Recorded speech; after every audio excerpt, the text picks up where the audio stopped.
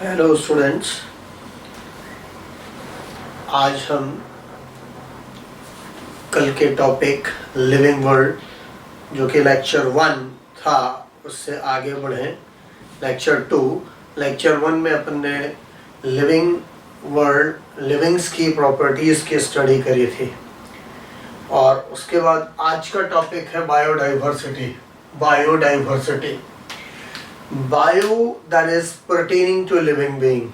Diverse, that is something diverse, yes, something which is different, and different types of organism. इस अर्थ पे, इस planet पे या इस लिविंग वर्ल्ड में कई प्रकार के जीव जंतु, कई प्रकार के लिविंग्स हैं। कुछ माइक्रोब्स हैं जो हम नेकेड आई से नहीं देख सकते, कुछ है जिनको हम नेकेड आई से विजिबल हैं जो, और ऐसे ऑर्गेनिजम्स जो IUCN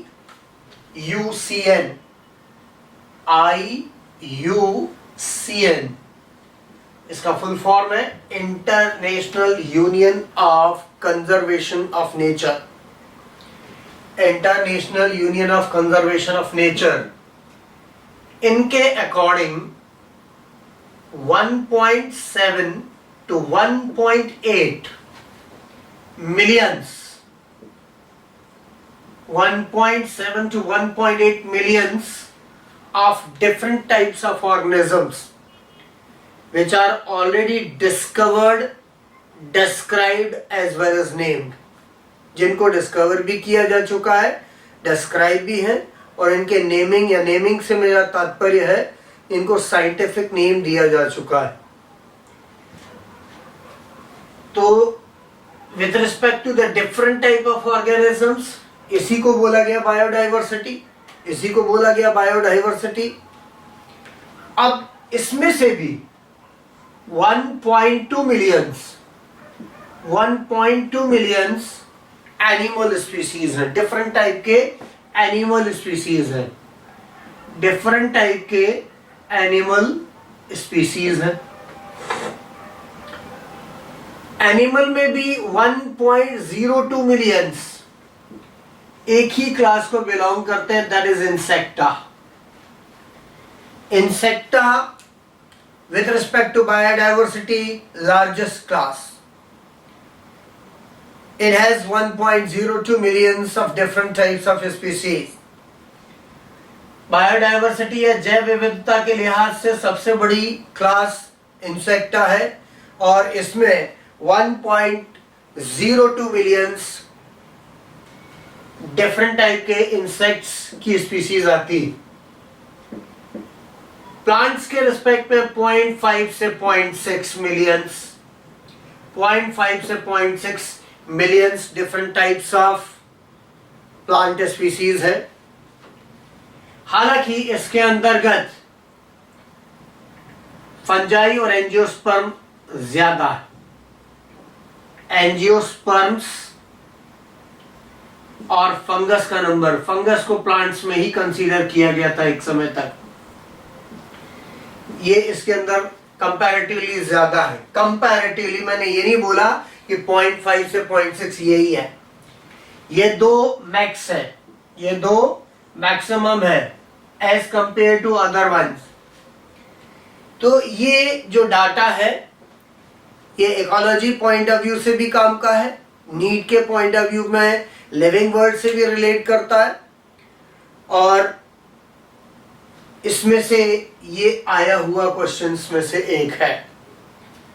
अब इसके बाद आती है कि इतनी ज्यादा नंबर में ऑर्गेनिजम्स है तो I don't think a person can study them one by one in its entire life. इतने डिफरेंट टाइप के बायोडाइवर्सिफाइड वर्ल्ड में इतने डिफरेंट टाइप के ऑर्गेनिजम्स है कि इनका एक कोई व्यक्ति विशेष अपनी लाइफ में वन बाय वन स्टडी कर पाए, संभव नहीं। That's why classification is must. इसीलिए इनका क्लासिफाई करके सिमिलरिटी और डिफरेंसेस के बेसिस पर इनका क्लासिफिकेशन करके एटलीस्ट हम इनके ग्रुप्स की स्टडी तो कर सकते हैं, ग्रुप में इनको स्टडी कर सकते हैं। क्लासिफिकेशन में हमेशा सिमिलैरिटीज, डिफरेंसेस, इंटर रिलेशनशिप्स लिए जाते हैं। सिमिलैरिटी, डिफरेंसेस और इंटर रिलेशनशिप्स इसके अंतर्गत लिए जाते हैं। तब इस ग्रुप के माध्यम से हम बहुत कुछ स्टडी कर सकते हैं।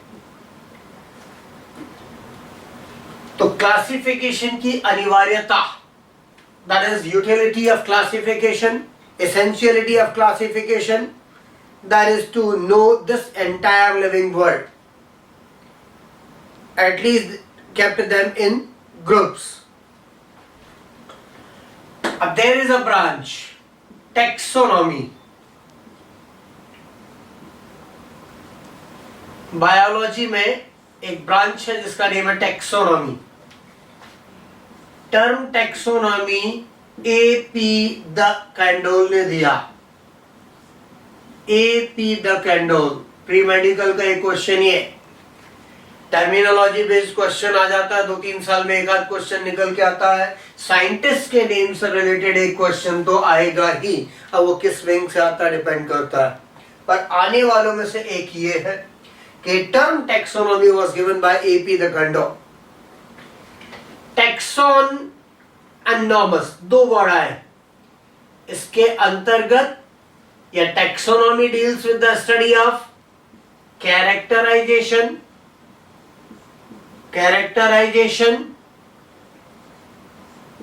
ऑर्गेनिज्म का characterization, then identification,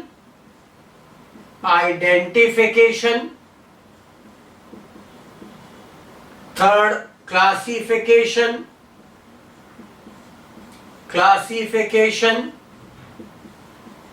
fourth nomenclature. 4 बातों की स्टडी इसमें संभव है। बताए गए जो रूल्स और रेगुलेशंस हैं, taxon and nomos, nomos means होता प्रिंसिपल और टैक्सॉन होता है किसी ऑर्गेनिज्म को एक पर्टिकुलर रैंक्स में, कैटेगरीज में क्लासिफाई करना। तो according to given principles organism में को आपको क्लासिफाई करना होगा।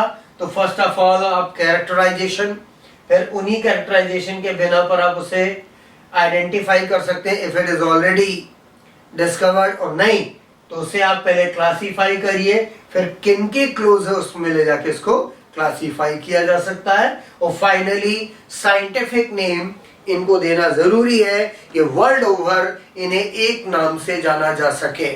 इस सारे जंतु जगत को, इस सारे वर्ल्ड को, इस लिविंग वर्ल्ड में जितने भी ऑर्गेनिजम्स हैं इनको एक पर्टिकुलर नेम से जाना जा सके। हर ऑर्गेनिज्म का एक पर्टिकुलर साइंटिफिक नेम हो जिससे उसे जाना जा सके, क्योंकि लोकल नेम्स जो होते हैं वो रीजनल होते हैं और लैंग्वेज बेस्ड होते हैं, तो उसमें पॉसिबल नहीं।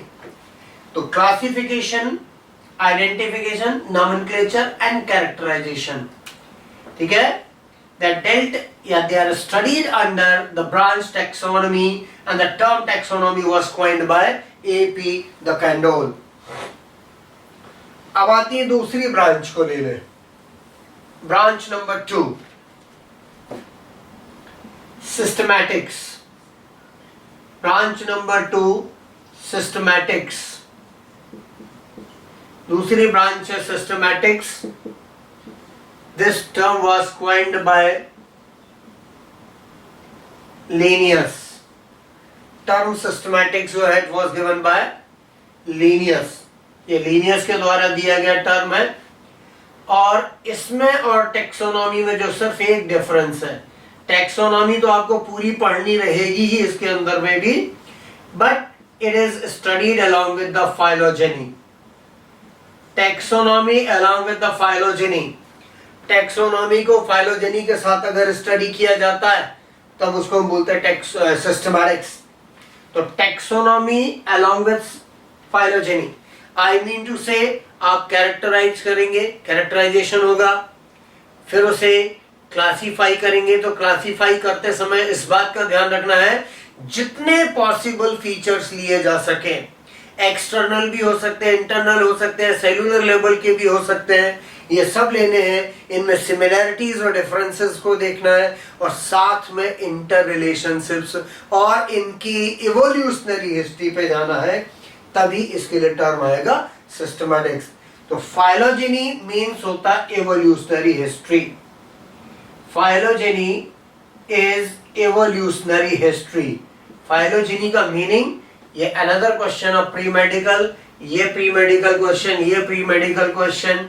और phylogeny means evolutionary history. Evolutionary history is called phylogeny. Evolutionary history is phylogeny. Taxonomy along with the phylogeny, taxonomy along with the phylogeny is known as systematics. It is called systematics.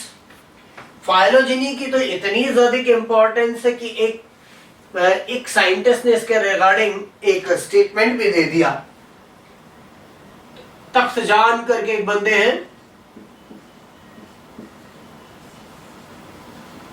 उनका एक statement है regarding phylogeny, उसकी importance बताने के लिए। Taxonomy without phylogeny, taxonomy without phylogeny is like bone without flash. Bone without flesh. Taxonomy without phylogeny is like bone without flesh. Means phylogeny के बगैर taxonomy, phylogeny के बगैर taxonomy ऐसा है कि जैसे हड्डी हो जिसमें मांस ना हो, बगैर मांस की हड्डी। ठीक है, तो evolutionary history is useful for the classification of an organism. Classification of an organism. तो ये this is the difference between taxonomy and systematics. ये था taxonomy और systematics में difference. अब taxonomy में हम आगे बढ़े तो सबसे पहले बात आती है nomenclature की। nomenclature.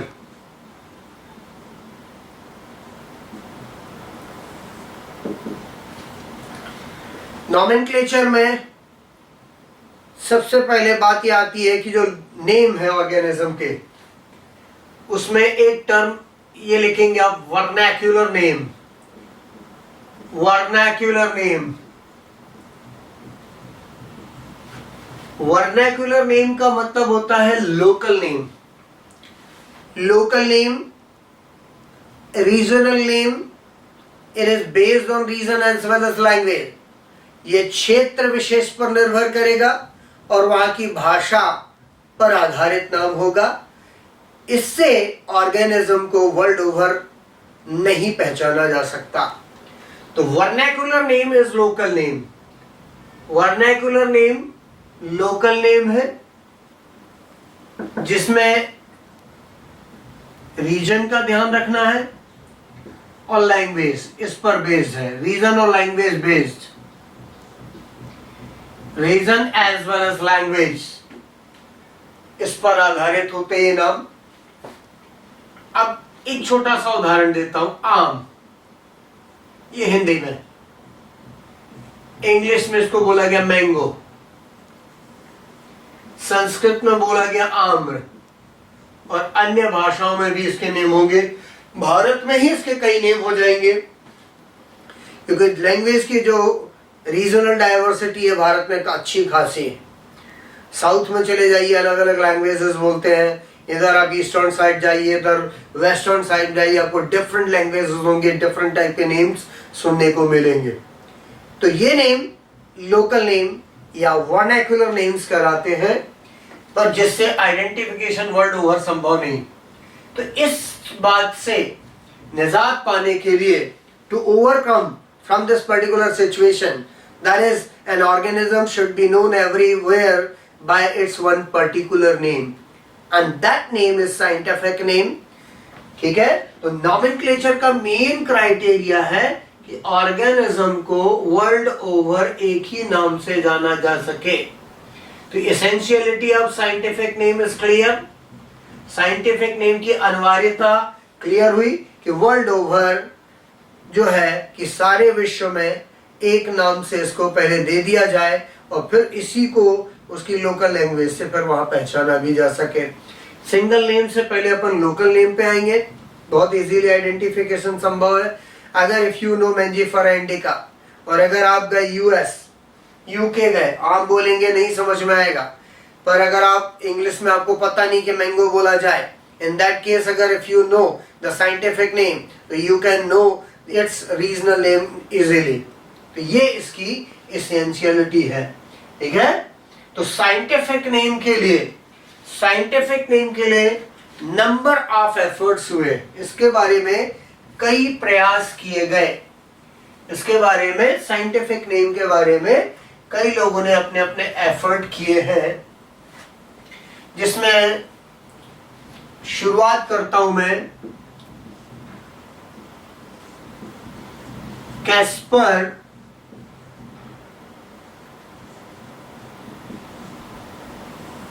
वहिन की. कैस्पर वहिन, इसने एक बुक लिखी पाइनैक्स थिएटरी बोटैनिकी. ये इनकी बुक है. बुक का नेम तो आपको आएगा नहीं और शायद ये नाम भी ना आए क्योंकि इट इज बियॉन्ड एनसीईआरटी. हाँ, बट आप किसी हायर लेवल के एग्जाम्स में जाते हैं तो ये संभावना हो सकती है. तो Caspar Bauhin wrote Pinax Theatri Botanici in which he suggested two words name.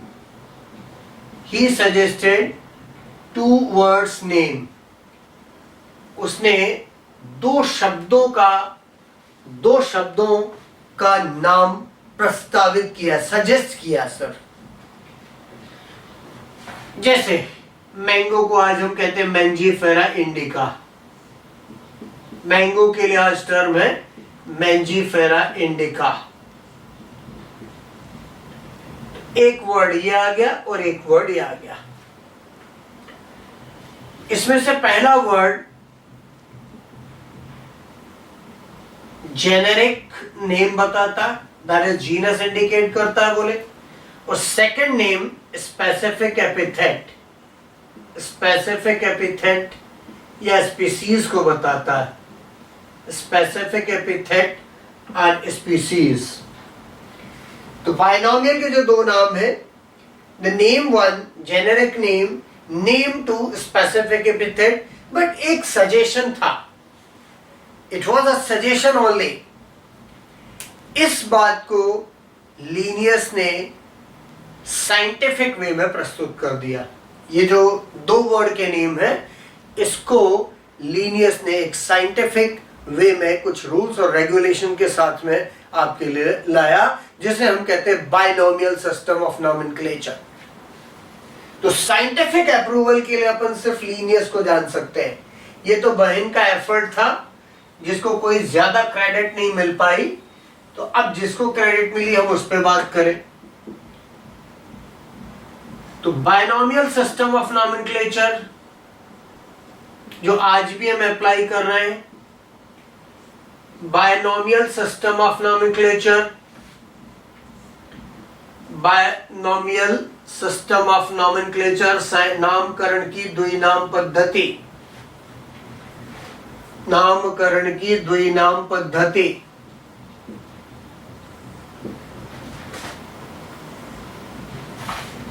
सबसे पहले इस पे सीधा क्वेश्चन, देने वाले का नाम आएगा तो Carl von Linné. Better to say Carolus Linnaeus. Carolus Linnaeus ने इसको दिया.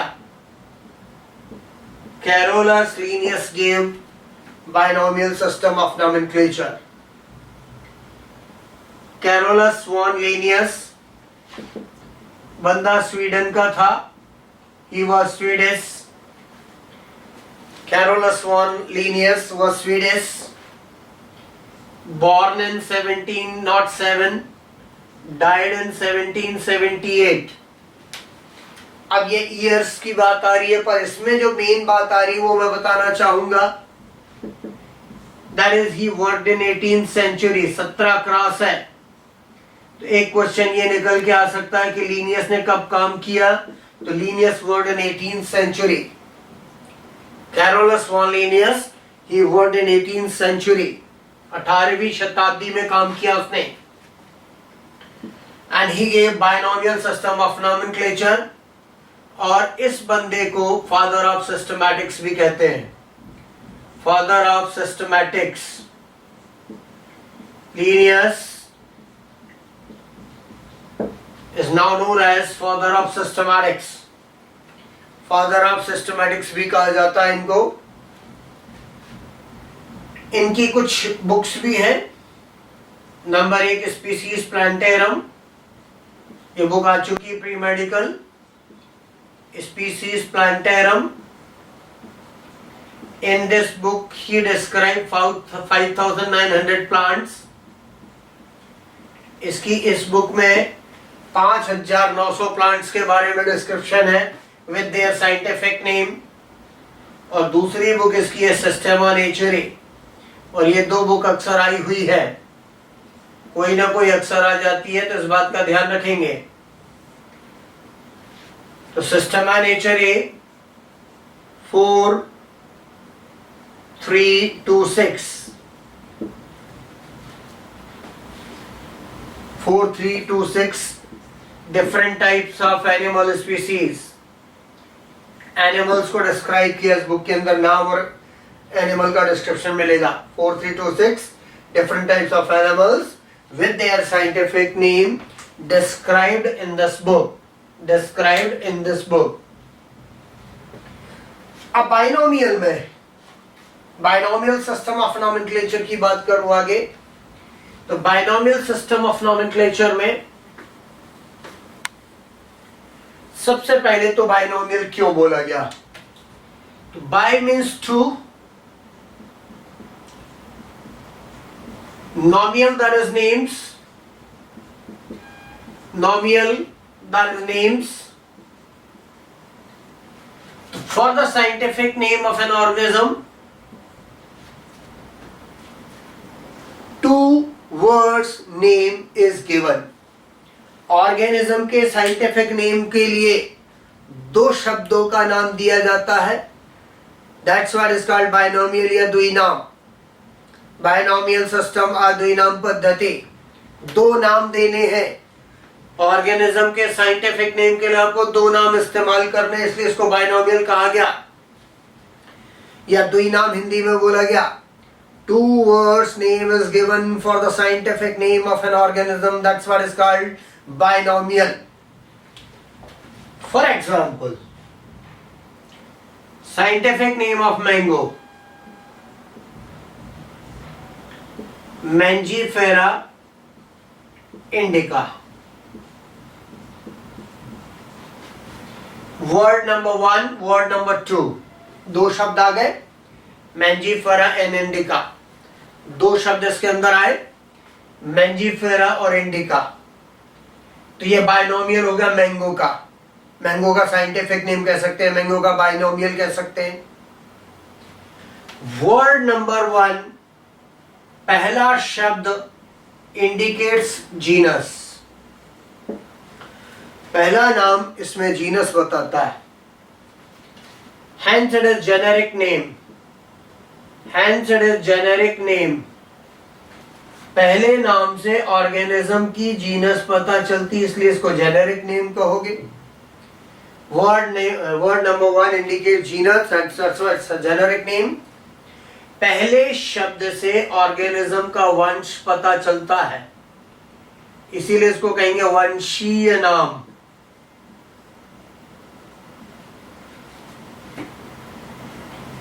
सेकेंड वर्ड, ये जो दूसरा शब्द है, इट इंडिकेट्स स्पीसीज.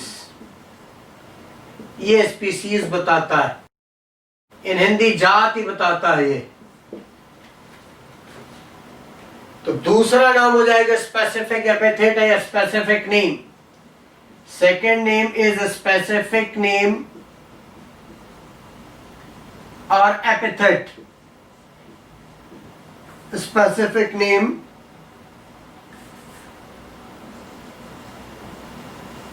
और epithet.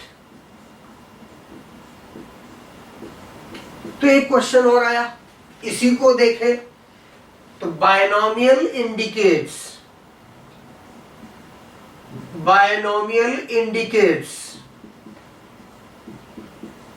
Genus and species of an organism. Genus and species of an organism. तो किसी भी अगर आपको ऑर्गेनिज्म का साइंटिफिक नेम मालूम है तो आप उसकी जीनस जानते हैं और आप उसकी स्पीसीज को जानते हैं। फिर बायनोमियल के रूल्स के अकॉर्डिंग पहले जीनस लिखोगे बाद में स्पीसीज। तो genus is written first, genus is written first.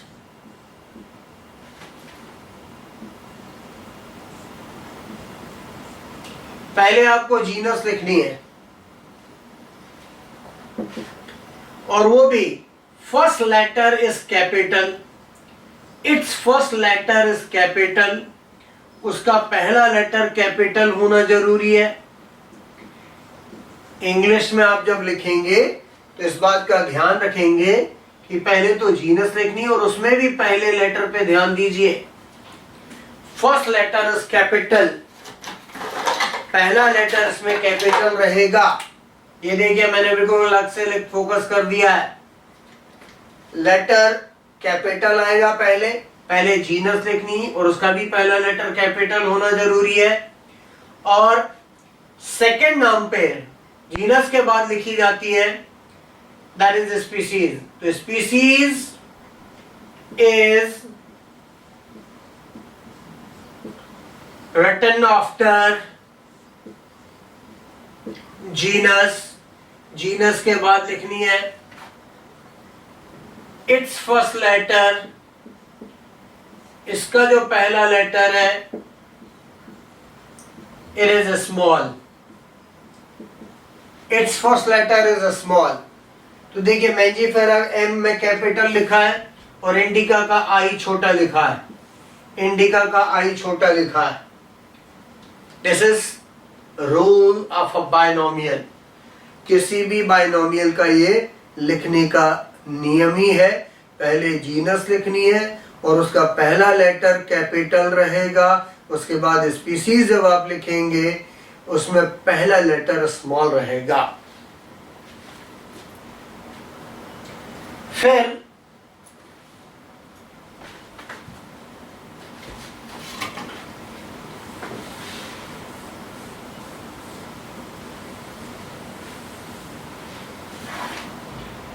ये जो नेम्स है ये लैटिन लैंग्वेज से है। साइंटिफिक नेम में जो प्रेफरेबल लैंग्वेज है वो है लैटिन। साइंटिफिक नेम को जनरली लैटिन भाषा के शब्द दिए गए, लैटिन लैंग्वेज।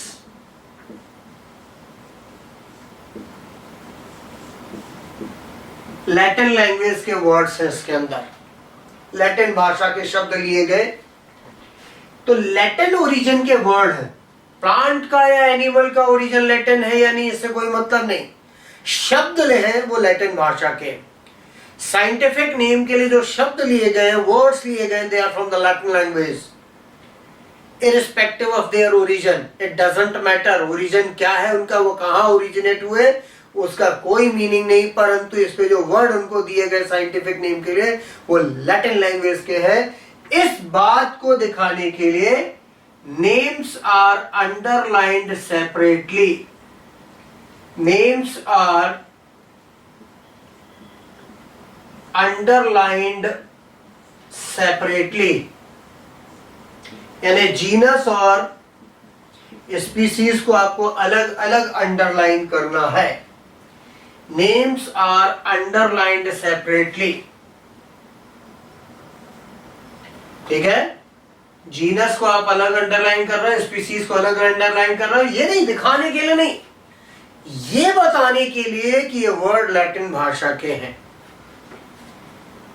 और फिर एक और बात, अगर आप प्रिंटिंग कर रहे हैं,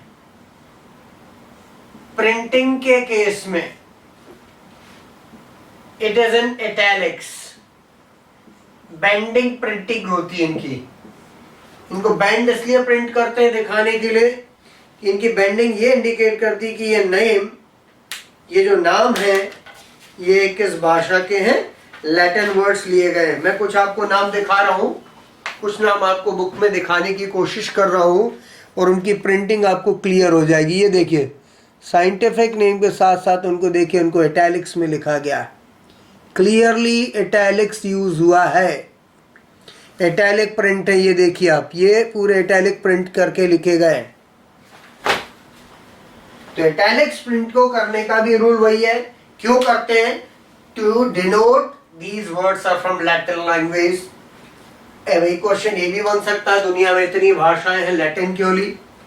तो Latin is dead language, Latin एक डेड लैंग्वेज है, इस पे ज्यादा वर्क नहीं चल रहा है।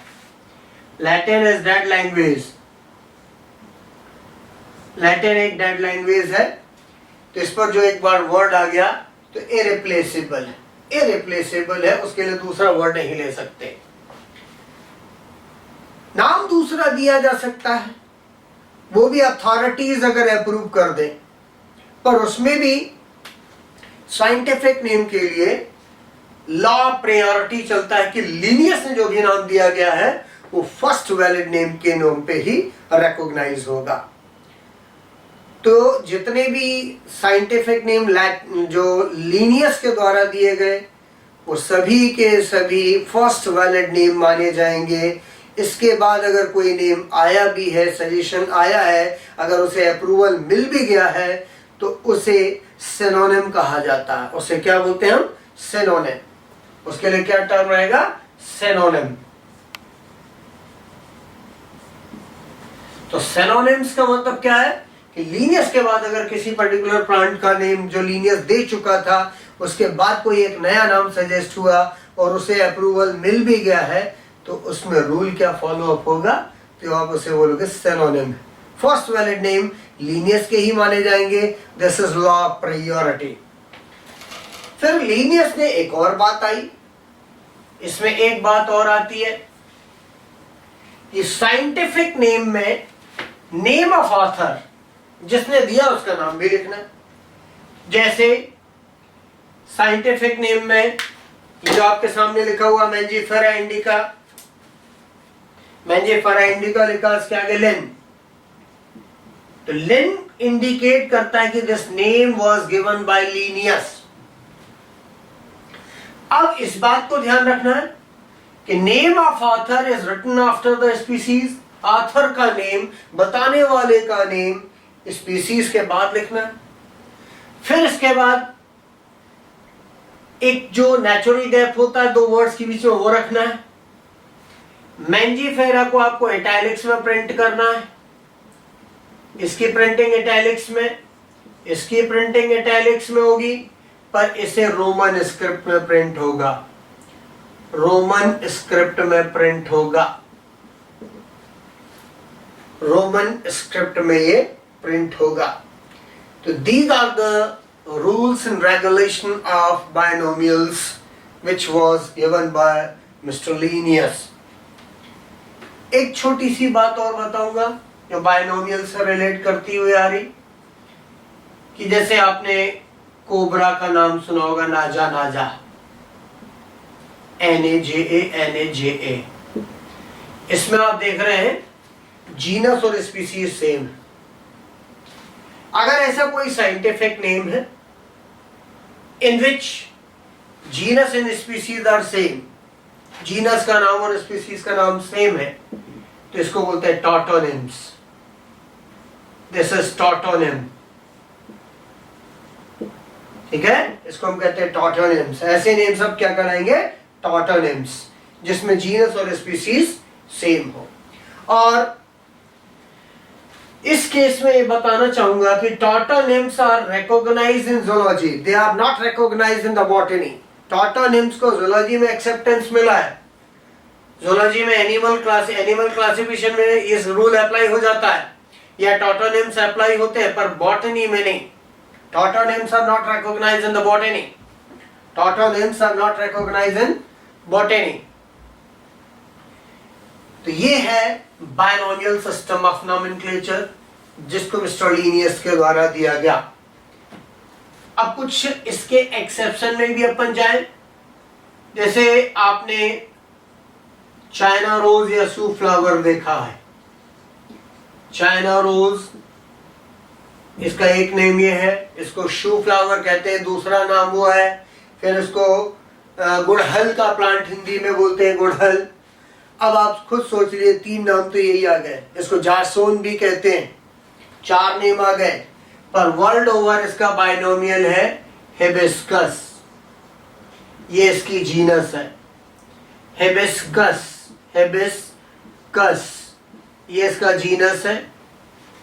पर स्पीसीज का नेम थोड़ा बड़ा था, इसलिए वर्ड को स्प्लिट कर दिया। तो रोजा और हाइफन डाल के लिख दिया साइनेंसिस, क्योंकि बड़ा वर्ड था। इसमें एक बात और देखने की बात कि इसमें वर्ड तो 3 आए, परंतु याद रखना कि बाद में जो 2 वर्ड्स होंगे बीच में हाइफन भी लगा हुआ है। तो ऐसा नेम में आप क्या बोलेंगे? जीनस जो होती है, it is always singular. Genus is always singular, genus हमेशा सिंगुलर है।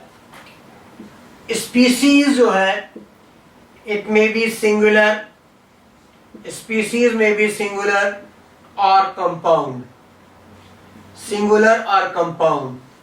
तो ये जो एग्जांपल आया है, कंपाउंड स्पीसीज के लिए आया। स्पीसीज अगर कंपाउंड है, क्योंकि लंबा था, तो उसको स्प्लिट करके 2 वर्ड के बीच में हाइफन डालना जरूरी है, तभी आप बोल पाओगे कि ये कंपाउंड स्पीसीज है। If hyphen is there in between the 2 words, then only this species is compound, then only it indicates the species is compound.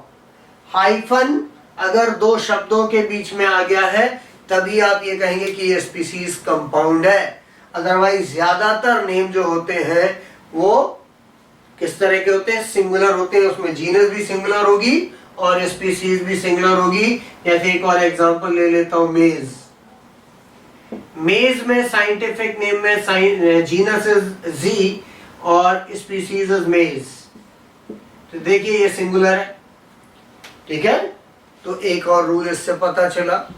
तो this is all about the binomial system of nomenclature. This is all about the binomial system of nomenclature. In next video we will definitely discuss other scientific systems of the name.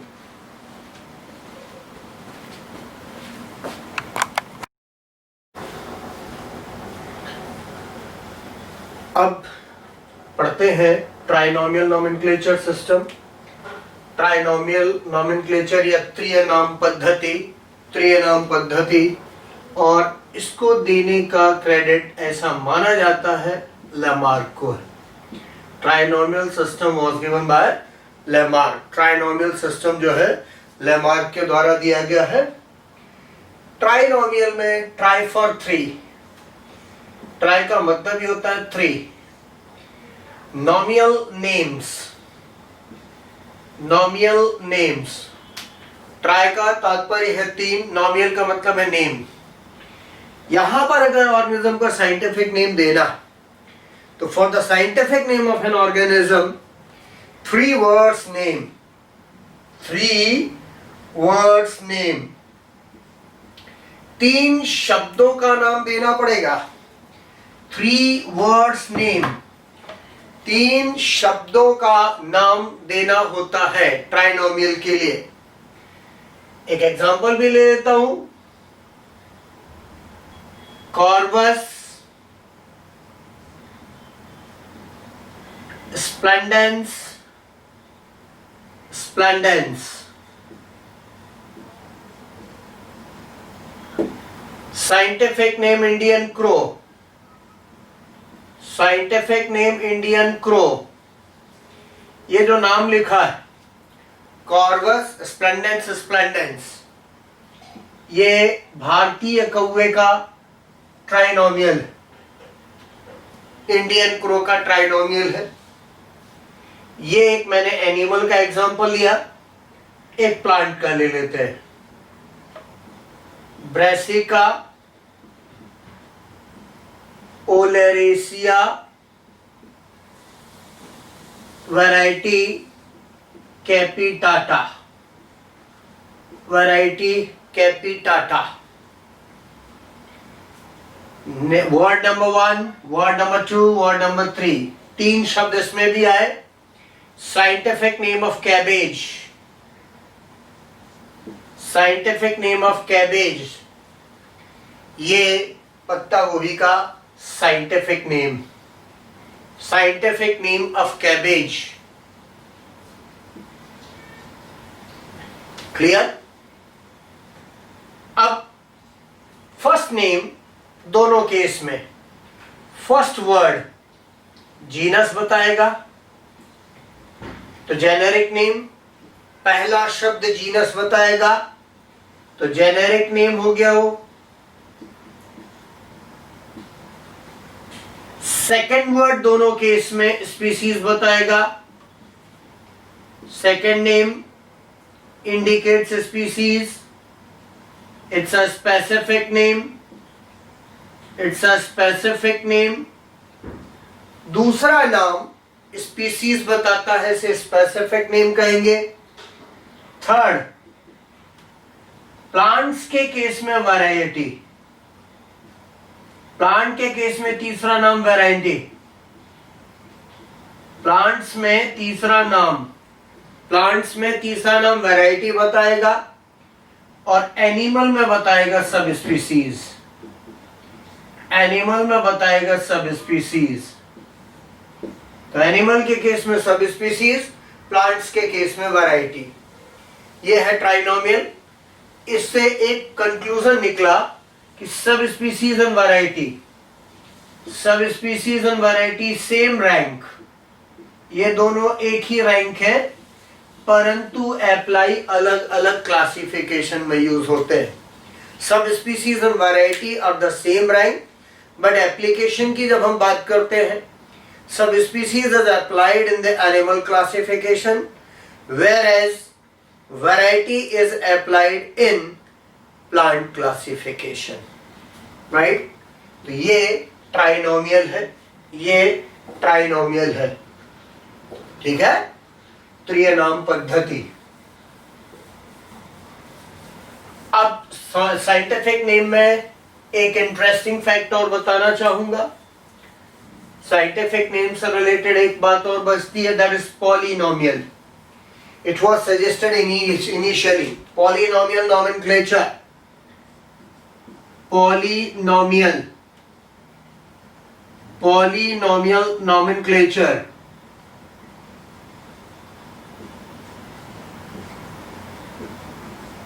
Polynomial system of nomenclature initially suggest हुआ था, चूंकि NCERT में नहीं, books में भी बहुत कम मिलेगा, आने के चांस भी शायद ही हो, फिर भी बता रहा हूं। पॉलिनोमियल में साइंटिफिक नेम के लिए नंबर ऑफ वर्ड्स, क्योंकि 2 से ज्यादा, 3 से भी ज्यादा, number of words were given for the scientific name। Scientific name के लिए कई शब्द दिए जाते थे पहले। पॉलिनोमियल के केस में साइंटिफिक नेम के लिए कई शब्दों का इस्तेमाल होता था, इसीलिए इसको पॉलिनोमियल कहा गया। एक एग्जांपल भी ले लेता हूं, कैरियोफाइलम,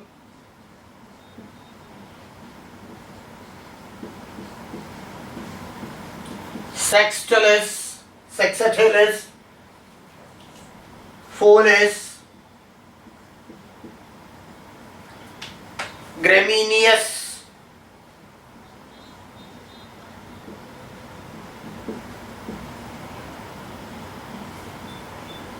अम्बेलेटिस, कोरिम्बिस।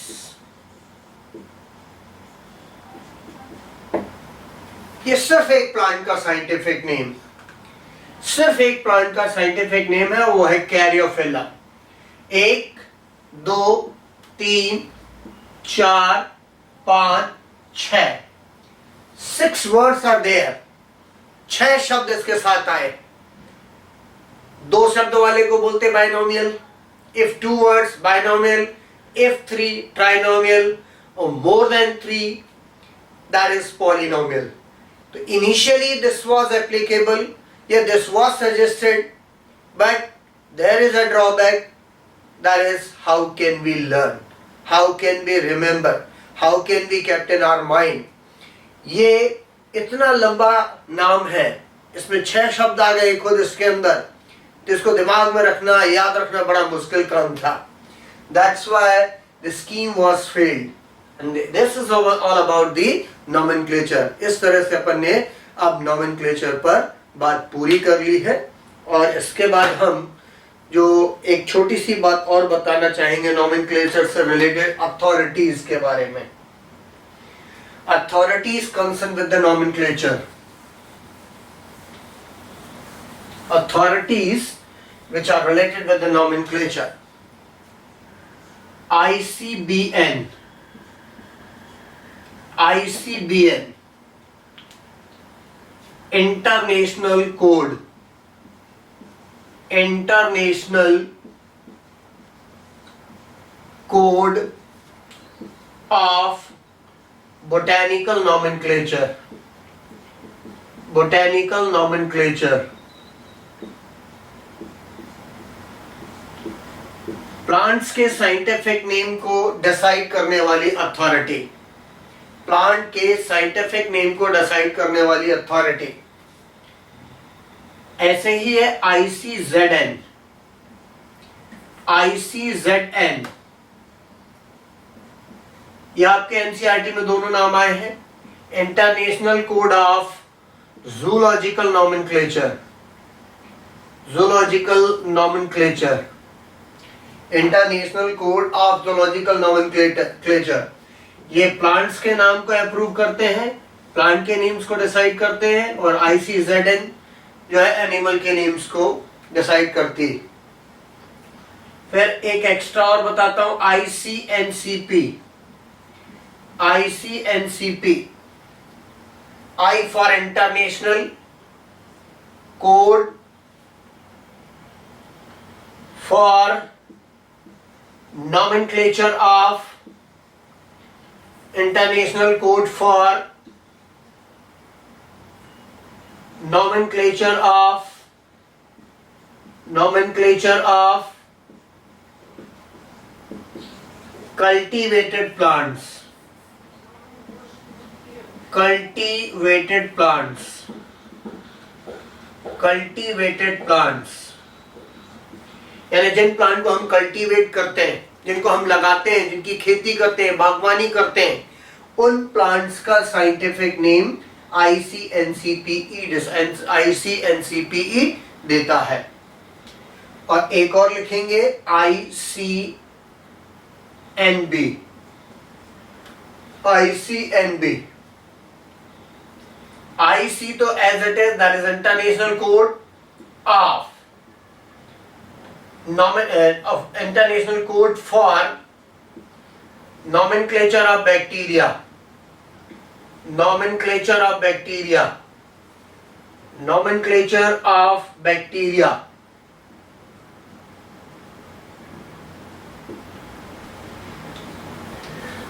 ये इतने अथॉरिटीज के नेम और याद रखने हैं आपको, इतने अथॉरिटीज के नेम याद रखने हैं. देखिए, बॉटेनिकल नॉमेनक्लेचर में any plants can be taken, but cultivated plants के लिए सेपरेटली ये वाला याद रखना. और एक important information that is regarding ICBN. ICBN का आजकल नाम बदल दिया गया है और बुक्स में अभी अपडेट नहीं किया गया है. ये मैंने नेट्स को जब सर्च कर रहा था तब उसमें मिला, आप नेट पे सर्च करेंगे आपको इसके बारे में जरूर मिलेगा। ICBN को अब बदलकर किया है international code for nomenclature of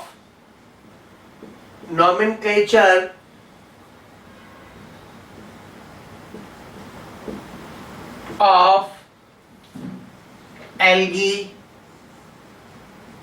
fungi and plants। और ये डिसाइड हुआ था 201 में मेलबोर्न ऑस्ट्रेलिया में, 2011 में मेलबोर्न ऑस्ट्रेलिया। तो मेलबोर्न कोड के नाम पे भी जानते हैं इसको। मेलबोर्न कोड ये आपको नहीं मिलेगा आपके बुक्स में और गाइड्स में भी अभी अपडेट नहीं है। ये आप NCERT ये वाला नाम टाइप करके और इसका न्यू नेम करके आप नेट से सर्च करेंगे, बराबर मिलेगा। ठीक है, तो दिस इज मेलबोर्न कोड। ठीक है, ये पूरा इतना बड़े को क्या बोला गया, मेलबोर्न कोड।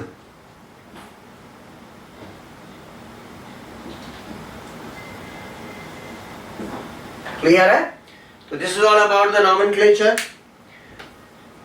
ये नॉमेनक्लेचर के बारे में बात हुई।